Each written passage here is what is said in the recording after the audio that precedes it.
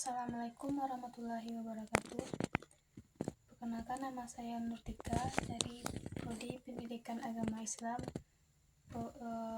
NIM 2204010003. Video ini saya buat untuk memenuhi tugas saya dari Ibu dosen Ibu Novianti MPD. Kali ini saya membahas tentang hakikat dan prinsip-prinsip pembelajaran Al-Quran dan Hadis. Pengertian pembelajaran Al-Quran Hadis. Kata pembelajaran merupakan perpaduan dari dua aktivitas, yaitu belajar dan mengajar.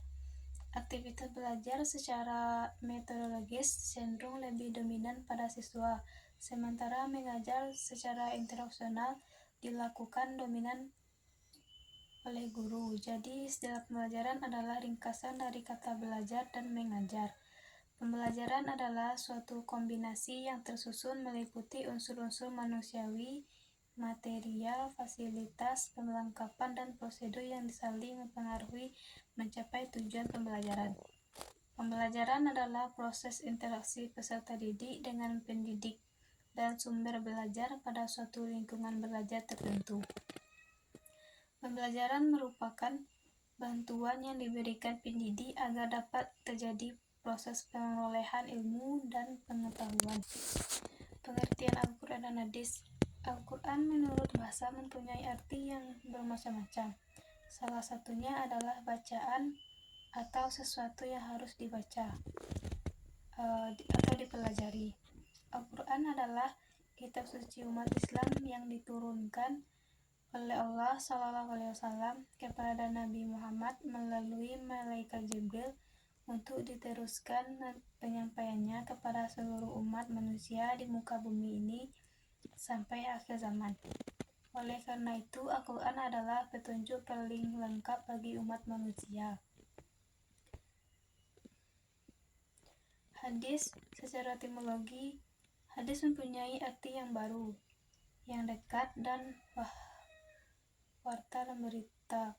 Sedangkan menurut etimologi, istilah hadis adalah segala perkataan, perbuatan, dan takrir yang dilakukan oleh Nabi Muhammad SAW.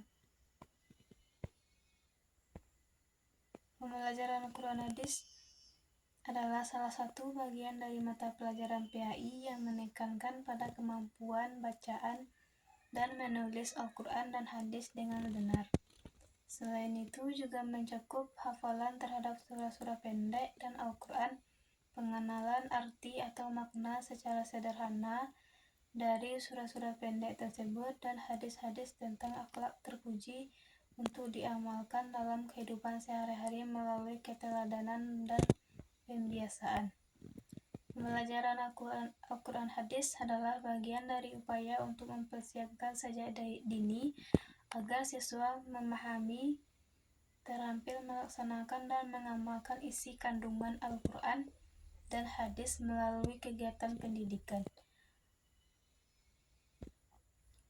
Hal ini sejalan dengan misi pendidikan dasar adalah untuk yang pertama, pengembangan potensi dan kapasitas belajar seperti peserta didik yang menyangkut rasa ingin tahu, percaya diri, keterampilan berkomunikasi, dan kesadaran diri. Pengembangan kemampuan baca tulis, hitung, dan bernalar, keterampilan hidup, dasar-dasar keimanan dan ketakwaan terhadap Tuhan Yang Maha Esa. Fondasi bagi pendidikan secara mata pelajaran Al-Quran Hadis memiliki kontribusi dalam memberikan motivasi kepada peserta didik untuk mencintai kitab sucinya, mempelajari dan mempraktekkan secara ajaran serta nilai-nilai yang terkandung dalam Al-Quran dan Hadis.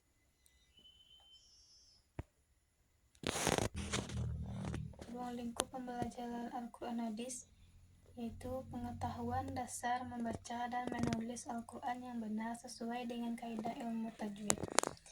Selanjutnya, hafalan surah-surah pendek dalam Al-Quran dan pemahaman sederhana tentang arti dan makna kandungannya serta pengalamannya melalui keteladanan dan pembiasaan dalam kehidupan sehari-hari. pemahaman dan pengamalan melalui keteladanan dan pembiasaan mengenai hadis-hadis yang berkaitan dengan keutamaan membaca Al-Quran, kebersihan niat, menghormati orang tua, persaudaraan, silaturahmi, takwa, keutamaan menyayangi anak yatim, sholat berjamaah. Setelah siswa mengikuti pengajian Al-Quran hadis, diharapkan peserta didik memiliki kemampuan dasar, kemampuan membaca sesuai makhraj dan kaidah ilmu tajwid, kemampuan menulis yang baik dan benar, kemampuan menghafal dan memahami kandungan Al-Quran dan hadis, serta kemampuan menerjemah dan memahami dan mengamalkan isi kandungan Al-Quran maupun hadis melalui pembiasaan dan keteladanan dalam kehidupan sehari-hari. Baik, hanya itu yang dapat saya sampaikan. Assalamualaikum warahmatullahi wabarakatuh.